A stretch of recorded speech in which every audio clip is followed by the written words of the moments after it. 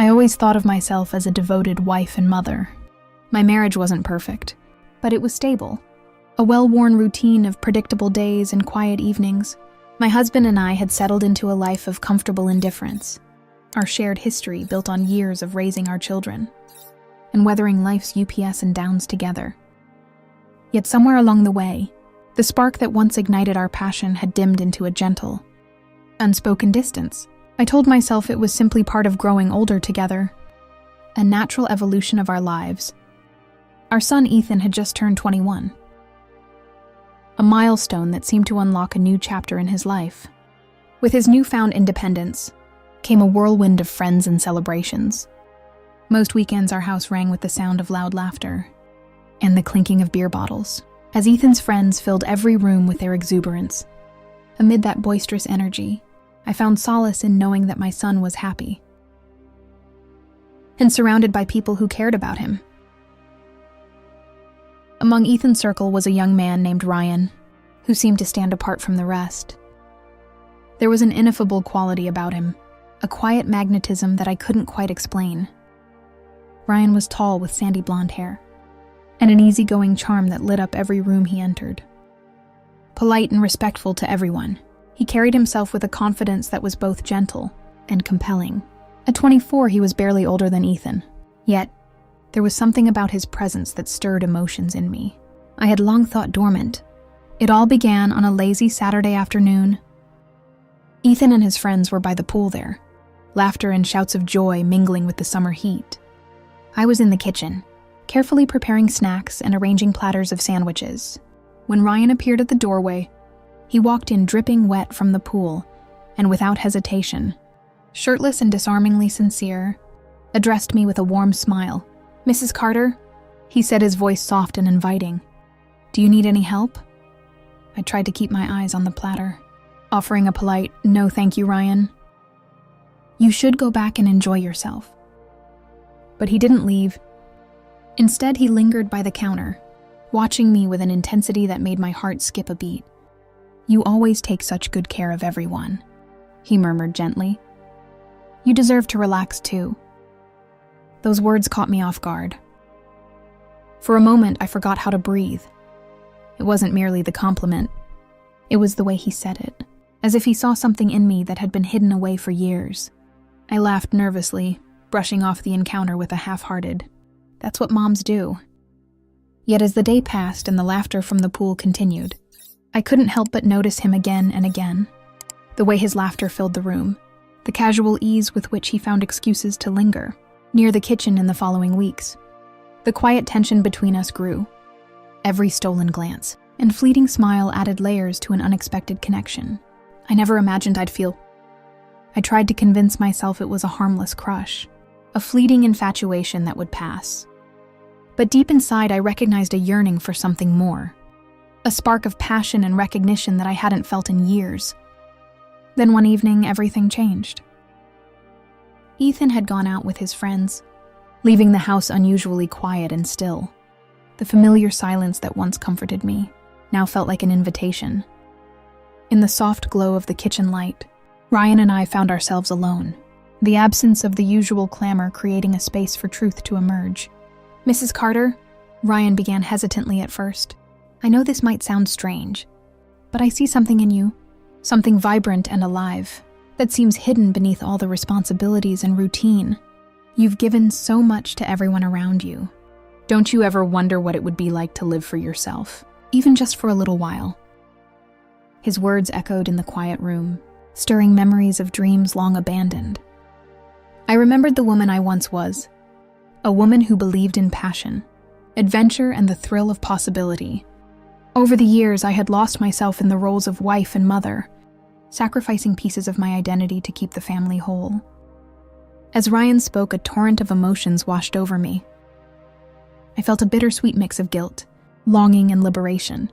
The steady, predictable rhythm of my married life had become a cocoon that both comforted and confined me. In his sincere gaze, I saw a reflection of the person I had been, and the person I could still become, a woman deserving of love, laughter, and the unexpected beauty of rediscovery. That night, as the house settled into silence, we talked quietly in the kitchen. We shared our fears and our dreams. Two souls meeting in a space where vulnerability replaced routine. In the warmth of that conversation, I realized that life, with all its imperfections, still held moments of magic and possibility. I began to understand that it was never too late to rediscover the spark that once set my heart ablaze. In the days that followed, I found myself caught in a delicate balance between duty and desire. I cherished the love I had for my family, yet I also embraced the profound truth that I, too, deserved to be seen, heard, and loved for who I was. Ryan's presence was a reminder that, even in the midst of life's responsibilities, there was room for unexpected tenderness and the hope of new beginnings. This journey was not without its inner turmoil. Each day brought moments of self-reflection, questioning the path I had chosen and the life I had built. There were quiet tears shed in the solitude of the night, and hesitant smiles in the light of dawn, a testament to the complexities of love and longing. But through it all, I began to understand that every chapter of life, no matter how familiar, holds the promise of transformation, if one is brave enough to embrace it.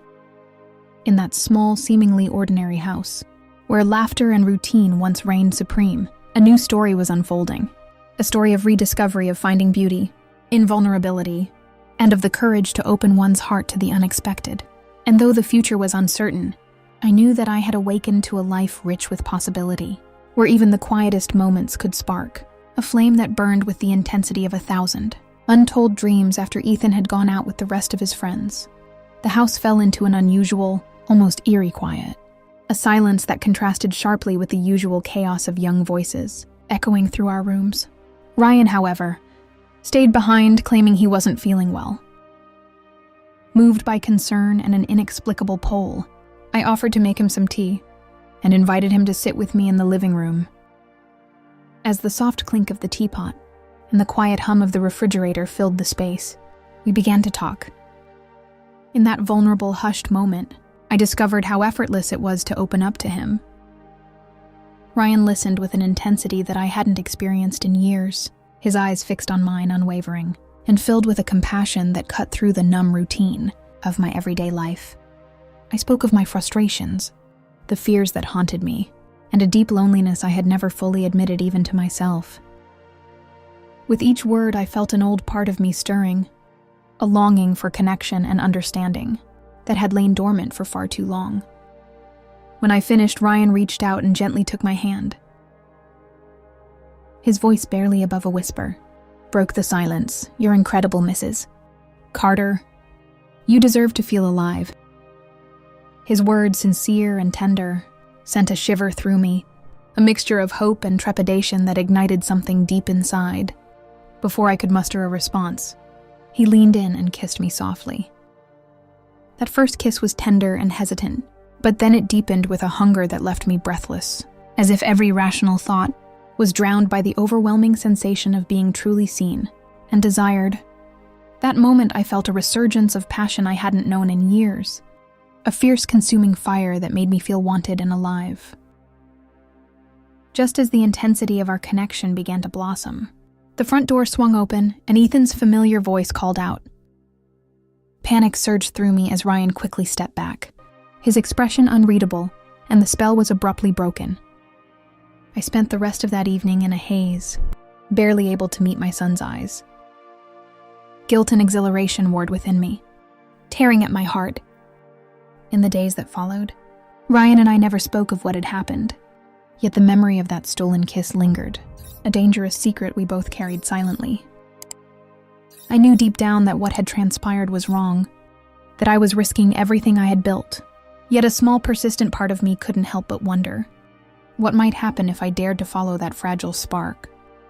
That night, lying in bed beside my husband Steve, his snoring a rhythmic backdrop to the storm raging inside me, I barely slept. My mind replayed the kiss over and over, the warmth of Ryan's lips, the gentle yet insistent way his hand lingered on mine, the intensity of his gaze that seemed to promise a return to forgotten dreams. It had been so many years since I had felt such passion. I found myself torn between terror at the consequences and a desperate craving for that newfound intimacy. The following day, I tried with every ounce of willpower to avoid Ryan. With Ethan busy on a group project, I assumed that meant he wouldn't be around, and I clung to that assumption as a lifeline. Yet as if fate were determined to test my resolve, the doorbell rang in the late afternoon. My stomach dropped when I opened the door to find Ryan standing there, holding a small box of tools. "Ethan mentioned you needed help fixing the cabinet in the laundry room," he said casually, though his eyes betrayed a flicker of something deeper, nervousness perhaps, or the unspoken longing that had drawn us together. I hesitated for a moment before stepping aside, allowing him in. "It's in the back," I said stiffly, as I led him down the narrow hallway. The air between us was charged with unspoken tension, each step echoing the tumbled inside my heart. In the quiet of the laundry room, as Ryan worked on the stubborn cabinet, his usual charm was replaced by an almost palpable celebrity. I watched him from the doorway, my mind swirling with conflicting emotions, guilt for betraying the familiar safe routine of my life with Steve, and a desperate yearning for the passion and recognition that Ryan had awakened in me. Every creak of the old cabinet seemed to mirror the creaks of my own, heart strained under the weight of secrets and the possibility of transformation. That day marked the beginning of a tumultuous inner journey. In the weeks that followed, each encounter with Ryan became a silent conversation of glances and half-spoken words.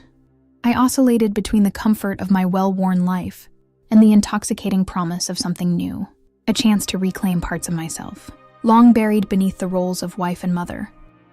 I questioned everything. Was it betrayal or liberation? Could I risk the life I knew for the possibility of feeling truly alive again? Each night as I lay in bed listening to Steve's gentle, oblivious snores, I was haunted by the memory of Ryan's kiss. It was as though a door had been cracked open in my soul, letting in a cool breeze of desire and regret. I was terrified of the consequences.